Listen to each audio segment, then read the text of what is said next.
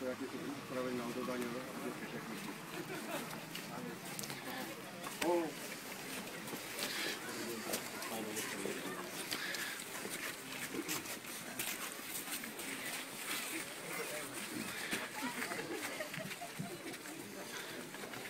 Takže milí hostia, vážení spoluobčania, srdečne vás vítam v obci Kojatice na tomto stretnutí, ktoré sa koná pri príležitosti odovzdania novej hasičskej techniky Iveco Magirus pre miestny dobrovoľný hasičský zbor u nás v Kojaticiach.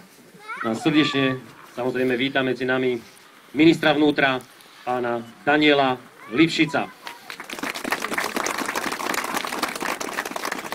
Ďalej vítam prezidenta Hasičského záchranného zboru Slovenskej republiky Pavla Mikuláška, generálneho sekretára dobrovoľnej požiarnej ochrany Slovenskej republiky pána Vendelína Horváta, riaditeľa okresného riaditeľstva Hasičského záchranného zboru Martina Václavka,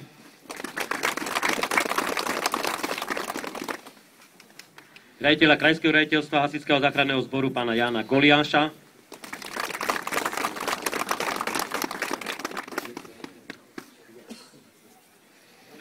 predsedu okresného výboru dobrovoľnej požiarnej ochrany v Prešove pána Petra Capaja, riaditeľku okresného výboru dobrovoľnej požiarnej ochrany v Prešove pani Máriu Humeňanskú,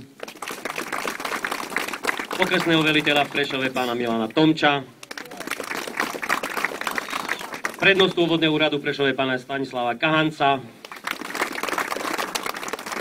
poslanca VUC pána Antona Kašpara, starostov obci, ako aj vás všetkých tu na prítomných hostí. Dobrovoľný hasičský zbor v Kojaticiach má v súčasnosti 29 členov. Prevažne sú to sami mladí ľudia, čo ma veľmi teší. Zúčastňujú sa rôznych súťaží. Naposledy sme boli organizátorom už po druhýkrát Východoslovenskej hasičskej ligy. Veríme, že aj vďaka tomuto vozidlu, ktoré je nám tu dnes odovzdané do užívania, sa zlepšia podmienky pre rýchlejší zásah likvidácie požiaru a ochrany majetku občanov. Preto sa chcem srdečne poďakovať vám, pán minister, v mene svojom, v mene všetkých dobrovoľných hasičov u nás v obci, ako aj občanov obce, za to, že ste nás vybrali medzi tie obce, ktorým bola pridelená hasičská technika v podobe tohto nového vozidla. Ešte raz srdečná vďaka. Vážime si to.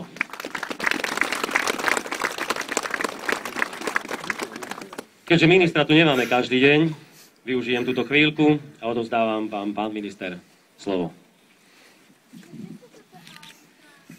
Ďakujem veľmi pekne, vážený pán starosta, vážený pán prezident Hasičského záchranného zboru, vážení obyvatelia Kojatíc, milí hasičky a hasiči. Som veľmi rád, že som mohol prísť dnes do Kojatíc odovzdať nové hasičské auto Iveco Daily. Dobrovoľní hasiči na Slovensku to je jedna veľká tradícia, ktorá sa dedí z generácie na generáciu, z otcov na synov, aj na dcéry samozrejme. Ale nie je to len nejaká tradícia alebo nejaký folklór. Je to činnosť, ktorá sa snaží chrániť to najvzácnejšie, čo v spoločnosti chránime.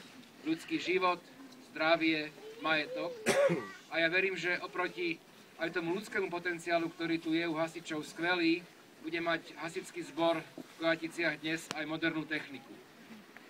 Dobrovoľní hasiči vyrážajú k tragédiám, k požiarom, ale aj k iným udalostiam, niekedy medzi prvými.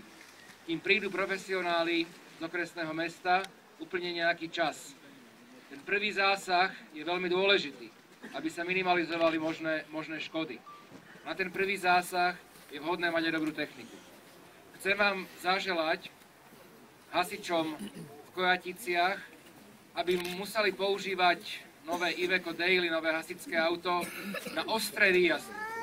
Čo možno najmenej, lebo každý ostrý výjazd znamená aj riziko, ľudské nešťastie, tragédiu. Ale vieme, že tragédie nastávajú z času na čas, bodaj by ich bolo čo najmenej. A keď už budete musieť auto použiť v ostrom výjazde, chcem vám zaželať, aby ste sa vrátili na požiarnú zbrojnicu. živí a zdraví a aby ste čo najlepšie slúžili vašim spoluobčanom v Kojaticiach, vašim rodinám, vašim blízkym, vašej komunite, aby ste zachránili čo najviac z tých najvzácnejších hodnôt. V tom vám želám veľa odvahy, ale aj veľa toho povestného šťastia. Teraz vám odovzdávam kľúče pánovi veliteľovi od nového auta. Poprosím ho, alebo strojníka, aby naštartoval auto, aby sme všetci zistili, či naozaj je funkčné a prevádzky schopné.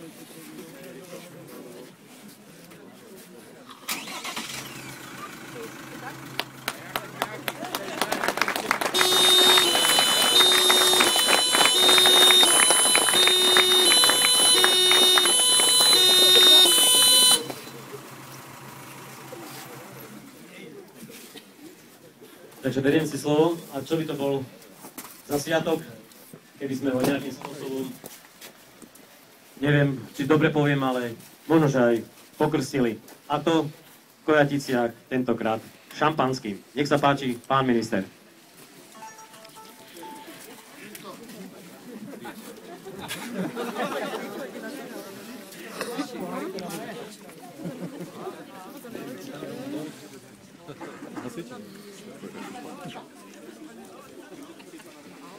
Pozrieť.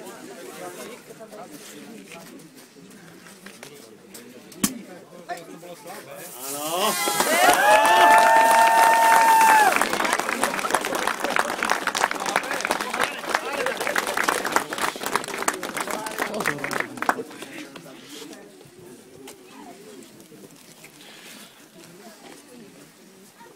Takže no a teraz v našej režii ďalšej by bolo to, nech sa páči, pani Danka.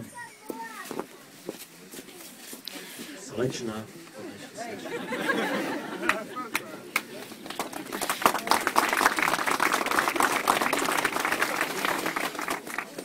Pán minister, keď som vás poprosil, aby sme mohli urobiť niekoľko záverov. A tie ďalšie oficiality budú nasledovať v zasadačke obecného úradu, lebo myslím si, že je dosť zima, takže oficiálne veci potom v zasadačke. Ďakujem pekne.